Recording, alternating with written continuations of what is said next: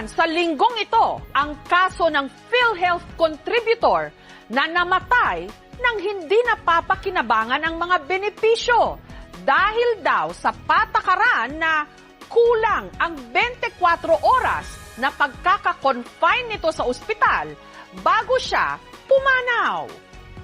Marami ang nakisimpatya sa viral post ng ginang na ito. Ang kanya raw mister nagka-brain hematoma o pagdurugo sa utak. Para maisalba ang buhay nito, kailangan nitong operahan sa lalong madaling panahon na aabot ng 4 million pesos ang gagastusin. We were informed that a 1 million deposit was required. Pero bago pa siya nakabuno ng pang-deposit sa ospital, ang kanyang mister, tuluyan ang binawian ng buhay. Bisperas pa man din ng college graduation ng kanilang anak. In just 2 days, our family experienced both the deepest sorrow and a milestone worth celebrating.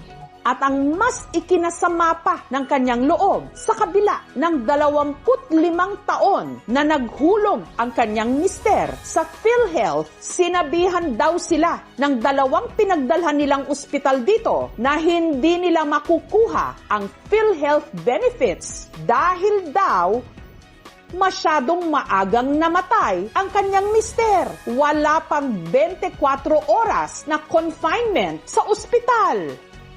May ganong patakaran? My husband had died. I was grieving, yet all I heard were explanations about policies and payments. Sa ilalim daw ng 24-hour confinement policy ng PhilHealth, ang ilang benepisyo para sa mga naka-confine sa ospital, karaniwang ibinibigay lang kapag umabot ng hindi bababa sa 24 oras ang pananatili ng pasyente maliban sa ilang itinakdang exceptions at emergency cases. Dahil sa nag-viral na post, marami ang ibang lumantad na nabiktima rin daw ng ganitong patakaran. Kagaya na lang ng ina mula Talavera, Nueva Ecija na si Carla. Nito lang October 7, nakatanggap siya ng tawag na ang kanyang anak na si Zoe na nooy pumasok sa eskwela, isinugod sa ospital. Nawalan po ng malay si Zoe. Nagsi-seizure daw. Nakita ko na lang po yung anak ko nasa bed, nakahiga. Tapos naka-oxygen na po siya. Unstable po yung BP. Kaya nahihirapan huminga. Sa pagamutan na diskubring si Zoe, meron palang acute viral myocarditis. Namamaga ang puso nito. Kailangan nilang maipasok agad si Zoe sa tinatawag na PICU o Pediatric Intensive Care Unit. Pero dahil walang PICU ang pinagdalhan nilang ospital sa kanya, nagpasya sina Carla na ilipat siya sa private hospital sa Cabanatuan City sa Nueva Ecija. Tutubuhan daw po si Zoe. Pumayag po ako kasi, syempre ma'am, para sa bata po yun eh. Tapos po nung kinausap kami ng pedia-cardio niya, sinabi po na critical daw po yung huling dalaw ko po sa kanya na buhay siya. Kinantahan ko pa po siya nung kanta namin. Umiiyak po yung anak ko, ma'am. Lumabas po yung doktor sinabi, negative na lang po si Zoe. Hanggang 10 lang daw po pwede. Nanghila na po ako, ma'am. Hindi ko na po alam kung anong gagawin namin doon. Pangalawa si Zoe sa 3 mga anak ni Carla at ng mister nitong si Alex, isang construction worker. Zoe Cam! Oh! Zoe po kasi yung batang malambing. Nasabihin niya, Mama, I'll cook for you. Ito po yung huling t-shirt niya. So, bago siya gumaya, papasok, ito po yung ginamit niyang kumot sa ospital. Hindi ko po masyadong inaamoy, ma'am. Baka mawala yung amoy eh. Sa medical emergency na pinagdaanan ni Zoe, kahit paano raw, maswerte sina Carla na wala silang binayaran sa unang ospital na pinagdalhan nila rito. Nailapit po kasi namin, ma'am, sa malasakit. Pero dahil private hospital ang pinaglilipatan nila kay Zoe, dito na rin daw nabutas ang kanilang bulsa. Kahit wala pa raw 24 oras na naka-confine doon si Zoe, ang kanilang hospital bill pumalo ng mahigit 100,000 pesos. Ang hawak ko na lang po noon, nasa 2K, 3K, parang ganun po. Ang ikinasama ng loob niya, hindi niya napakinabangan ang halos 5 taon niyang kontribusyon sa PhilHealth. Tinanong ko po, ma'am, yung PhilHealth dun sa ospital kung bakit po 7-8 lang. Dahil wala pa daw pong 24 hours na naka-admit yung bata, na na-deceased na siya, na-expire siya. Resuscitation package lang po ang maibibigay nila. Ang sabi ko po talaga, ano yun, ma'am? Hihintayin muna nung tao yung 24 hours bago mamatay. Dapat po pala sinabi ko sa anak ko na, oh wait lang, huwag ka muna mamamatay, wala ka pang 24 hours. Sorry! Siguro kung nakuha namin yun, bayad na po sana yung funeral service niya. To be honest, ma'am, may balance pa kami sa funeral service. May lapidan na po sana yung anak ko. Ang hirap maging mahirap sa Pilipinas. Durog ka na, dinudurog ka pa.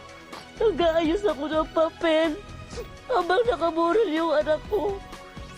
Para lang makakuha ng tulong sa gobyerno. Nagka-camping daw sila noon ng kanyang partner na si Lorraine sa Tanawan City sa Batangas. Nang si Lorraine, bigla raw tumumba. Sabi niya, nagnanam yung shoulder ko. Nahihirapan ako huminga. Agad itinakbo ni Edwin si Lorraine sa isang private hospital sa Tanawan. Pagdating namin sa hospital, wala silang ma-detect na blood pressure. Very cloudy yung x-ray niya. So nag-focus sila sa pneumonia. Dahil kinailangang ipasok ito sa ICU o Intensive Care Unit, mula Tanawan, inilipat siya ni na Edwin sa isa pang private hospital sa Parañaque, malapit lang sa kanilang bahay. From Batangas na sinasabi nilang pneumonia, pagdating dito sa Parañaque, naging embolism na siya. Karoon ng clot dun sa lungs niya, kaya hindi na makapag-produce ng tamang oxygen. Yun yung naging cause ng heart attack. Pero bago pa man daw makabitan ng tubo si Lorraine, bumigay na ang katawan nito.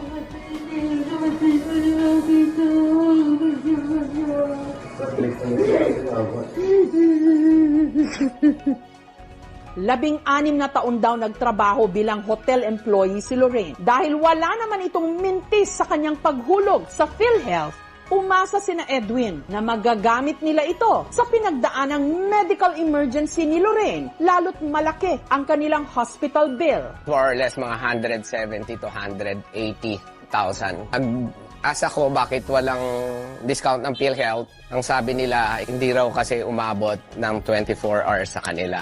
Habang sa ikalawang private hospital na pinaglipatan nila kay Lorraine, ang bill umabot naman ng halos 200,000 pesos. Hindi siya inabutan ng 24 hours na naka-confine. So, hindi covered ng PhilHealth. Wala siyang pwedeng i-apply na benefits kasi ang sabi nila has to be 24 hours. So, anong nag-suffer doon? Yung savings namin, 16 years mong pinagtrabahuhan yun na hindi mo siya nagagamit. Kinakaltas siya sa kinikita mo buwan-buwan. Bago dumating yung sweldo mo, nauna mo nang bayaran yun. And then, nandun ka sa nilalaban mo yung buhay mo. Sasabihin sa'yo, wala kang makukuha. Kasi, hindi ka inabutan ng 24 hours na buhay. Ang tanong ngayon, bakit ganito ang mga patakaran ng PhilHealth? Lalo na kung ang pasyente maagang namatay o kulang sa nakatakda sa kanilang policy na 24-hour confinement sa ospital. Para linawin ang kanilang polisiya, nakipag-ugnayan kami sa tanggapan ng PhilHealth pero hindi sila nagpaunlak ng on-cam interview. Gayunman, nagpadala sila ng statement. It is imperative for us to review our policies. We will now focus on ensuring this is acted upon and bring this discussion up to our board for immediate consideration. Samantala, sa naging panayam ng GMA News sa tagapagsalita ng PhilHealth, sinagot niya ang ilang mga bagay tungkol sa kanilang polisiya. Matagal ng polisiya yan actually. Kung ang ating confinement is less than 24 hours, ang polisiya dati is not compensable. Pero noong isang taon daw, inilabas pala ang PhilHealth Circular Number 2024-0033 Nakasaad dito na hindi na nangangailangan ng mahigit pang 24-hour confinement. Sakop na raw ito ng tinatawag na outpatient emergency care benefit. Kasi karamihan ay nangyayari at the ER level. So pag nadala ka sa emergency room, nagstay ka dun ng 8 hours, 10 hours, 12 hours, or less than 24 hours, ay kinocover na yan ng PhilHealth. Aminado ang PhilHealth, merong mali sa naranasan ng pamilya ng miyembro sa nag-viral na post. Siguro nagkaroon lang po ng misinterpretation. Hindi ko po alam kung ito ay sa ospital or sa amin din mismo dahil baka kailangan nating i-check. Nakikipag-ugnayan na rin daw ang PhilHealth para matulungan ang ginang sa nag-viral na Facebook post para makuha ang benepisyo ng yumaon niyang mister. The direct filing. Reimbursement na po ang mangyayari. Yung accountability ay sa PhilHealth po. Klaro naman po sa Universal Healthcare Act natin at anuman po mga implementing rules and regulation na ang program implementer po is PhilHealth po. Pero matagal nang may issue ang private hospitals sa PhilHealth. Hindi raw kasi binabayaran ng PhilHealth ang mga sinisingil ng private hospitals para sa mga pasyenteng dinadala sa kanila. Ang ilan nga raw sa kanila nalulugi na dahil sa hindi pagbayad ng PhilHealth. Matagal ng advokasya ni Dr. Tony Liachon ang pagpuna sa PhilHealth at sa mga patakaran nito. Kailangan daw buwagin ang 24-hour confinement rule na ipinatutupad ng PhilHealth. Ang sakit na heart attack stroke, pwede ka mamatay talaga even in 1 hour. Cover ka dapat, ba't maghihintay ka pa ng 24 oras? Di patay ka na. Hindi siya makatao. Ang problema natin sa kalusugan is basically because of underfunding. Tayo po ang pinakamaigsing lifespan sa Asia because wala tayong access to healthcare. As part of moving forward, we will have the reorientation to our healthcare providers on such policies. Also, we will also have the reorientation to our people. Para sa bawat ordinaryong manggagawang Pilipino, bawat pisong kinakaltas sa kanyang sahod, malaking bagay, hindi lamang bilang kontribusyon, kundi bilang pangako na meron siyang masasandalan sa oras na siya'y magkasakit. Pero bakit tila napakakomplikado ng mga patakaran? At sa oras ng kagipitan, hindi pala simple ang proseso. At wala ring garantiya na makukuha ang benepisyo kung kailan ito pinaka-kailangan.